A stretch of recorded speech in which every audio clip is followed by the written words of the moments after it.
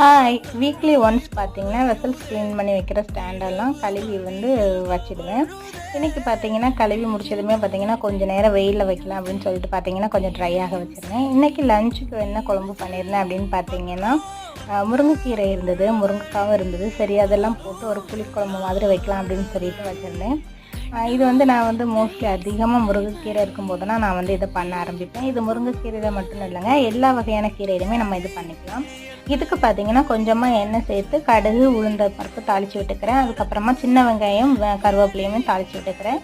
அதுக்கப்புறமா இருக்கிற முருங்கைக்கீரையும் சேர்த்து முருங்கைக்காவும் சேர்த்து பார்த்தீங்கன்னா கொஞ்சமாக வதக்கி விட்டு ஒரு லெமன் அளவுக்கு நான் புளி எடுத்து ஊற வச்சு கரைச்சி வச்சுருந்தேன். அதையுமே அதில் சேர்த்து விட்டு கொஞ்சம் வேக விட்டு எடுத்துக்கிறேன். அதுக்கப்புறமா நான் அரைச்சி வச்சுருந்த மசாலா சேர்த்துருக்கேன். இந்த மசாலா பார்த்தீங்கன்னா தேங்காய், வத்தல் பொடி, அதுக்கப்புறமா சின்ன வெங்காயம், கொஞ்சம் ஜீரகம் இவ்வளவும் சேர்த்து மஞ்சள் தூளும் சேர்த்து அரைச்சிருக்கிறேங்க. இந்த குழம்பு பார்த்தீங்கன்னா கொஞ்சம் தண்ணி மாதிரி வச்சா ரொம்பவே டேஸ்டியாக